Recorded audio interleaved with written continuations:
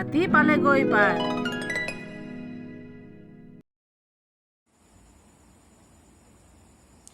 নমস্কাৰ মৰমৰ অকণিহঁত, আজি মই তোমালোকক প্ৰথম শ্ৰেণীৰ অংকুৰণ পাঠত থকা হাতী পালেগৈ পাৰ পাঠটো পঢ়াম। তোমালোকে সকলোৱে পাঠটো ওলাই লোৱা আৰু মোৰ লগে লগে চাই থাকিবা। 11 নং পাঠত থকা পৃষ্ঠা নম্বৰ 118ত চোৱা, হাতী পালেগৈ পাৰ এই পঢ়াটো আছে। ইয়াত আমি কি দেখিবলৈ পাইছোঁ? এটা হাতী আৰু হাঁহ আৰু ইয়াতেতো হাতী আৰু হাঁহে দেখিবলৈ পাইছোঁ। এতিয়া পঢ়ি চাওঁচোন কি লিখিছে। হাতী পালেগৈ পাৰ নহয়। এতিয়া আমি পঢ়াটো আৰম্ভ কৰিম। ইমান ডাঙৰ বানপানী, কলৈ যাওঁ, কি কৰোঁ? সিপাৰে সৌখন পাহাৰ দেখোন, পিছে নদীখন পাৰ হওঁ কেনেকৈ? আজি ইমান ভাগৰ লাগিছে যে নিজে সাঁতুৰি পাৰ হ'বলৈ মনেই যোৱা নাই। কোনে মোক সহায় কৰিব? সৌজাক দেখোন হাঁহজনীকে সোধোচোন। এই কথাষাৰ কোনে কৈছে কোৱাচোন? এই কথাষাৰ কৈছে এই হাতীজনীয়ে। হাতীজনীয়ে এই হাঁহকেইটাক দেখা পাইছে আৰু কি কৈছে চাওচোন।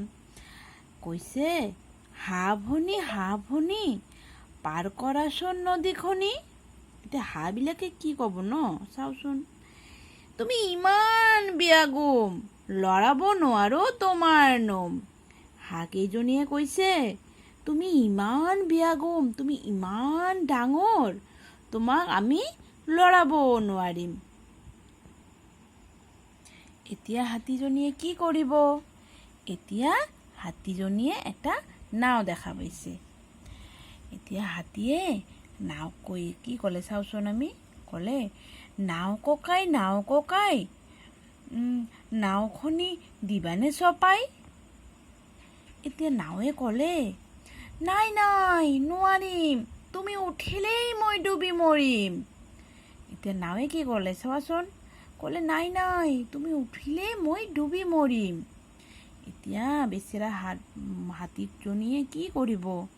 হাতীজনীয়ে এতিয়া এটা দলং দেখা পালে আৰু ক'লে, দলং ভাই দিয়া না নৈখন পাৰ কৰাই। এতিয়া দলঙে কি ক'লে, কোনোবা যুগতে মোক সজা, কেনেকৈ সহিম তোমাৰ বজা। বেচেৰা হাতীজনীয়ে চোৱাচোন। এতিয়া কি কৰা যায়?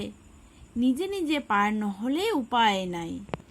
তাৰ পিছত হাতীজনীয়ে নিজে সাঁতুৰি পাৰ পালেগৈ।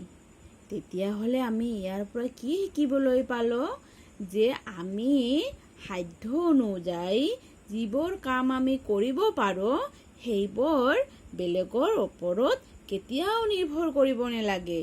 আমি সদায় নিজৰ কাম নিজে কৰিবলৈ চেষ্টা কৰিব লাগে, নহয়নে? এইখিনিয়ে আজিৰ হাতী পালেগৈ পাৰ পাঠটোৰ মূল বিষয়বস্তু আছিলে। গতিকে তোমালোকে সম্পূৰ্ণ ভিডিঅ'টো চাই থকাৰ বাবে ধন্যবাদ।